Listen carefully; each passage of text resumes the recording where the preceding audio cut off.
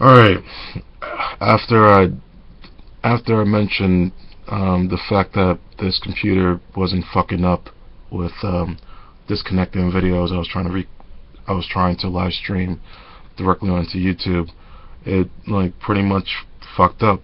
So in any case, I'm determined to finish this, and then afterwards, with the state this machine is in right now, I'm just gonna give it a break, and if I do one or two videos tonight, then I'll just like pick up on where I left off later.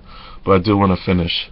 So I know my last video, this is probably not gonna make chronological sense, but it's just easier mentally. It's chronological, and I'm not gonna attempt to, especially with this video and the difficulties.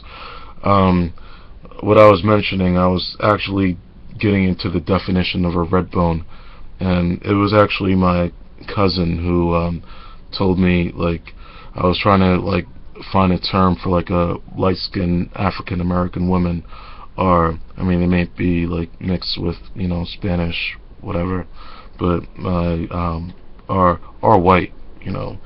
I know there's someone particularly I ran into who didn't like the term mulatto, but yeah, the term of like a African American woman who can, I never said this before, maybe pass as Hispanic or isn't really. This is like a kind of like fucked up way to say it, but this is actually historical. There used to be places, I guess, in the South where if you weren't lighter than a brown paper bag, then you couldn't get inside the establishment. So I hate to use that example, but any African American woman who did, like, was able to, like, meet that, pass that test, that would be constituted as, red bone. So what I wanted to say was, in this play, this dude, the main character, the male lead, was supposed to marry this woman. And that's why I was defining the term redbone for you. But for whatever reason, like, the if the one thing I knew about Aida was that it was an interracial love story. It's kind of hard to do an interracial love story if the woman can, like, pass for like any other race. But so yeah, I was okay, this I'll just like say what I was thinking first. Like, the more I saw what was going on, I mean, I knew what was going on, but the more I, like, saw the character who became the third wheel, and, like, what she was saying, what she was doing, I was thinking to myself, like, does this character have like 20/20 vision as far as this is gonna sound like creepy as fuck, and the only thing I can say to make it not sound so creepy, you'll sort of like get it in a second. But I was watching this sort of one of this is downright creepy. I'm a big fan of Cards Against Humanity, and one of the cards gives a mention to getting naked and watching Nickelodeon, and at first I didn't really like fully understand what that card meant in this context, and then it took, like, it didn't happen right away, but I sort of, like, okay, was able to piece the puzzle together with that one. So, speaking of Nickelodeon, I was watching Snow Day, and it's funny because that particular situation was the other way around, and the way I said that,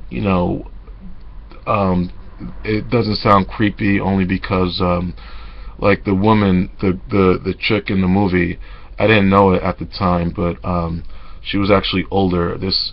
She actually looks the same. I think her name is Emmanuelle Chikri, and I'm gonna end it on this note, and then go into the return to what I was talking about before.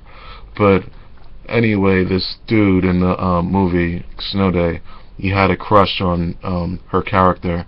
And for those who don't know Emmanuelle Chikri, or I can't even spell it for you, but if you were to go to do a Google image search, you can see like this chick is like pretty attractive.